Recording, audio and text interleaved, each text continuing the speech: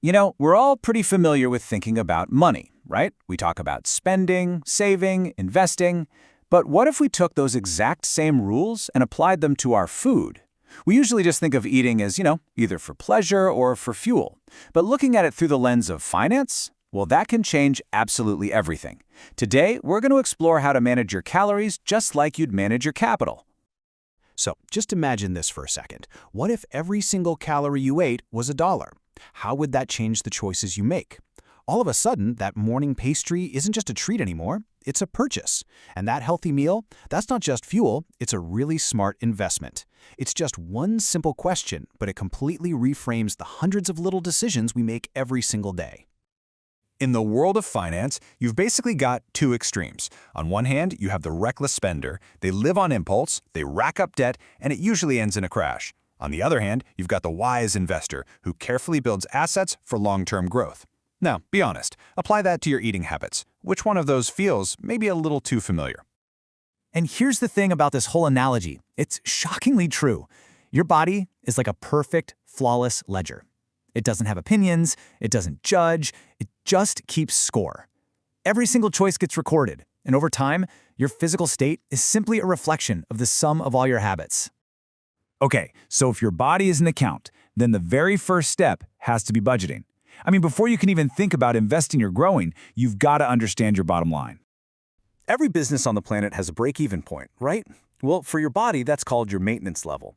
This is the number of calories you need just to stay exactly where you are right now. Think of it as your personal financial baseline. Knowing this number is the absolute starting point for any kind of intelligent strategy.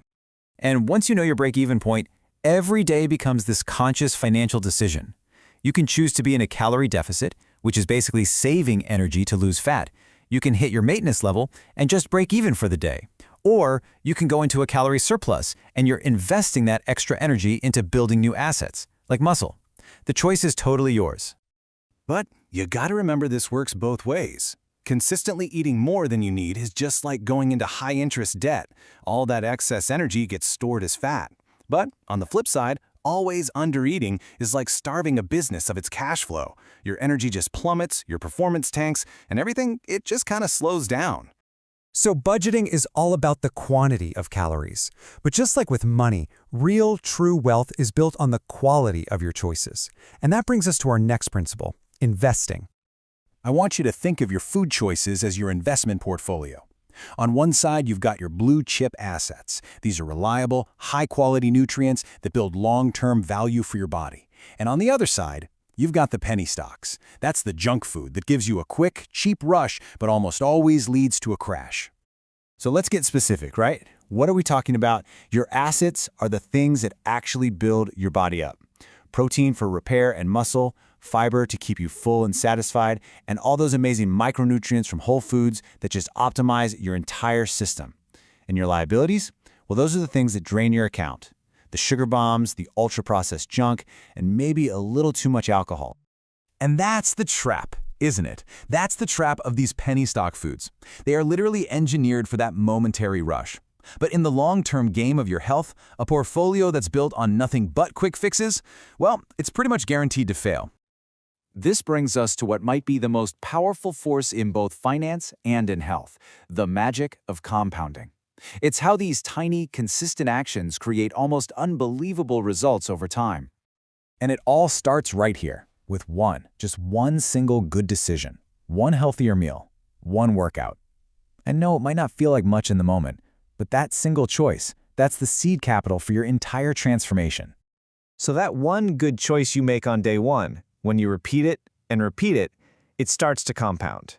By day 30, you're not just making choices anymore, you're actually seeing visible progress. And by day 100, the returns have grown so much that you're looking at a real, noticeable transformation. So please, don't get discouraged by how small one action feels. A single salad isn't going to change much, we all know that. But 100 in a row? Whoa! That's not just a habit anymore. That is compound interest working its magic on your body. All right, let's bring this all together.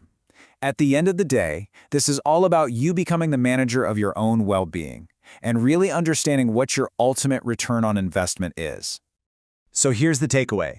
The next time you're about to eat, just pause for a second and ask yourself this one simple question.